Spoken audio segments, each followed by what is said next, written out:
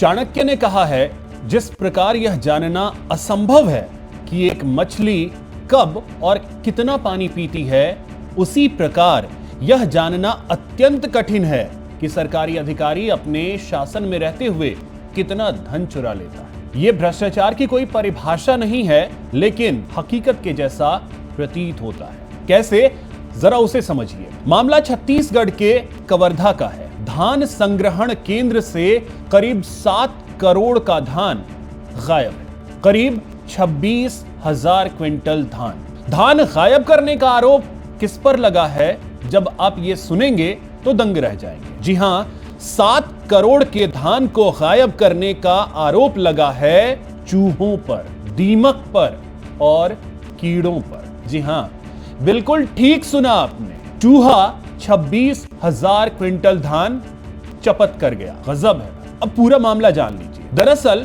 कवर्धा जिले के बाजार चारभाठा और बघर्रा संग्रहण केंद्रों का है।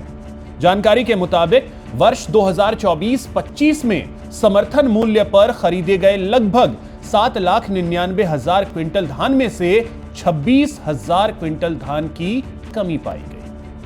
अकेले बाजार चारभाठा केंद्र से 22,000 क्विंटल धान गायब मिला, जिसकी कीमत करीब 7 करोड़ रुपए आंकी जा रही है।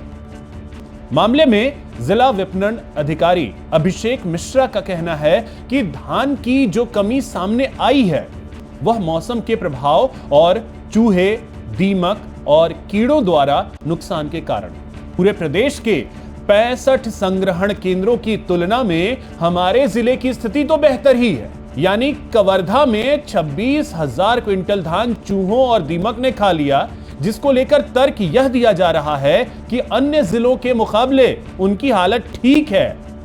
अन्य जिलों की हालत तो और खराब है, इसलिए यहां चिंता की बात कम है। मतलब तो यही है कि बाकी जिलों में चूहों ने और जमकर खाया होगा। कवर्धा में जहां धान के चूहे और दीमक के खाए जाने की बात कही जा रही है, वहीं दूसरी तरफ संग्रहण केंद्र बाजार चारभाठा के प्रभारी पर फर्जी आवक जावक दिखाने के लिए डैमेज धान खरीदी के फर्जी बिल बनाने, मजदूरों की फर्जी हाजिरी लगाने और सीसीटीवी कैमरों से छेड़छाड़ जैसे गंभीर आरोप दर्ज कराए गए। प्रारंभिक जांच में शिकायत सही पाए जाने की बात भी सामने आ रही है और उन्हें हटा भी दिया गया है।